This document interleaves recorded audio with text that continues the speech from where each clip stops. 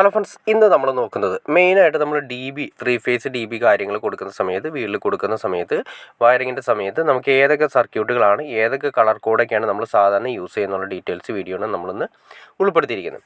ആദ്യമേ തന്നെ നമുക്ക് നോക്കാം, മെയിനായിട്ട് വരുന്ന ത്രീ ഫേസ് ആണ് കംപ്ലീറ്റ് വരുന്ന പൈപ്പ് കാര്യങ്ങളെല്ലാം തന്നെ നമുക്ക് മെയിൻ യിലേക്കാണ് ഇറക്കിയിരിക്കുന്നത്. ഏകദേശം ഒരു 10 പൈപ്പ് 11 പൈപ്പ് എങ്കിലും മിനിമം ഏറ്റവും കുറഞ്ഞത് ഉണ്ടാവും ത്രീ ഫേസ് ആകുമ്പോൾ സമയത്ത്. ത്രീ ഫേസ് എന്ന് ഉദ്ദേശിച്ചാൽ അത്യാവശ്യം നല്ല രീതിയിലുള്ള ഒരു 3 ബെഡ്റൂമോ 4 ബെഡ്റൂമോ അല്ലെങ്കിൽ എത്ര ബെഡ്റൂം ആയാലും വിഷയമല്ല. കാരണം വെച്ചിട്ടുണ്ടെങ്കിൽ നമുക്ക് അത്യാവശ്യം ഇന്നത്തെ കാലത്ത് ഒരു 2 AC കാര്യങ്ങളൊക്കെ വെക്കാൻ ഉദ്ദേശിക്കുന്നുണ്ടെങ്കിൽ വാട്ട്സ് കൂടുതലായിരിക്കും.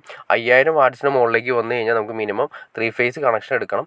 അപ്പോൾ അതുകൊണ്ട് 5000 വാട്ട്സിന് മുകളിലേക്കുള്ള കണക്ഷൻസ് കാര്യങ്ങൾ നമുക്ക് യൂസ് ചെയ്യുന്നുണ്ടെങ്കിൽ ആണ് തീരുമാനിച്ചിട്ടുണ്ടെങ്കിൽ നമ്മൾ വീട് വെക്കുന്ന സമയത്ത് തന്നെ നമുക്ക് ത്രീ ഫേസ് വെക്കുകയാണ് ഏറ്റവും നല്ലത്. ത്രീ ഫേസ് മീറ്റർ ബോക്സും വയ്ക്കുക. അല്ലെങ്കിൽ സിംഗിൾ ഫേസ് വെച്ചിട്ടുണ്ടെങ്കിൽ സിംഗിൾ ഫേസ് പിന്നീട് വെട്ടിപ്പൊളിച്ച് മാറ്റി വയ്ക്കേണ്ട ഒരു അവസ്ഥ വരും. അപ്പോൾ മെയിനായിട്ട് വരുന്ന സർക്യൂട്ടുകൾ നല്ല സെപ്പറേറ്റ് സർക്യൂട്ടുകളാണ്. റൂമുകളിൽ നിന്ന് സെപ്പറേറ്റ് സർക്യൂട്ട് വരുന്നുണ്ട്.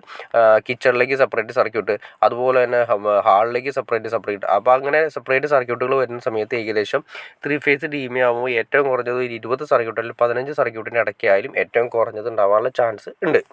പിന്നെ നമ്മൾ കൊടുത്തിരിക്കുന്ന കളർ കോഡ് നമ്മൾ മെയിനായിട്ട് വരുന്നത് phase, neutral, earth, master, inverter, ഇതാണ് മെയിനായിട്ട് വരുന്ന കളർ കോഡ് വരുന്നത്.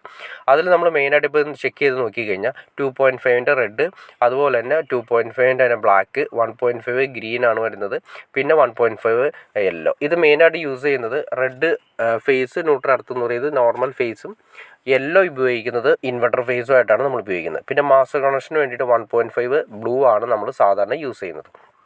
അപ്പോൾ RYB നമ്മൾ യൂസ് ചെയ്യുന്ന പോലെ തന്നെ RYB നമ്മൾ സെയിം ആയിട്ട് തന്നെ യൂസ് ചെയ്യുന്ന പോലെ തന്നെയാണ് നമ്മളിവിടെ സർക്യൂട്ടിന് phase, neutral, earth, master, inverter എന്നിങ്ങനെ കോമൺ ആയിട്ട് യൂസ് ചെയ്യുന്ന കളർ യൂസ് ചെയ്യുന്നത്.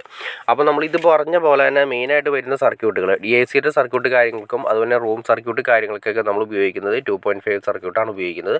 അപ്പോൾ ആളുകൾ ചോദിക്കാറുണ്ട്, നമുക്ക് അത്യാവശ്യം പൈസ കാര്യങ്ങളൊക്കെ കുറവാണെങ്കിൽ റൂം സർക്യൂട്ട് നമുക്ക് 2.5ൻ്റെ ആവശ്യമുണ്ടോ, വയറിൻ്റെ ആവശ്യമുണ്ടോ?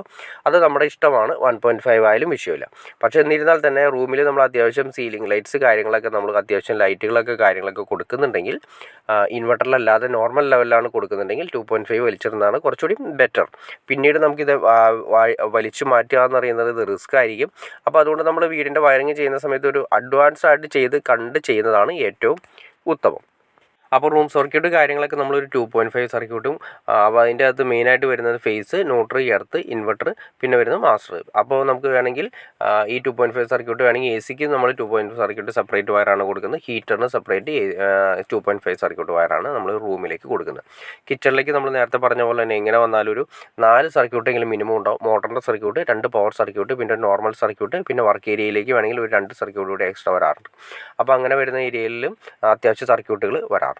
അപ്പോൾ നിങ്ങൾക്ക് ഇതിനെക്കുറിച്ചിട്ട് ഏകദേശം സർക്യൂട്ടുകൾ എങ്ങനെയാണ് വലിക്കേണ്ടത്, എത്ര സർക്യൂട്ട് എവിടെയൊക്കെയാണെന്ന് ഡീറ്റെയിൽ ആയിട്ട് അറിയണമെന്ന് താല്പര്യമുണ്ടെങ്കിൽ നിങ്ങൾ തീർച്ചയായിട്ടും കമൻറ്റ് ചെയ്താൽ മതി. നമുക്ക് അതിനെക്കുറിച്ച് ഡീറ്റെയിൽ ആയിട്ട് വീഡിയോ ചെയ്യാൻ സാധിക്കുന്നതായിരിക്കും.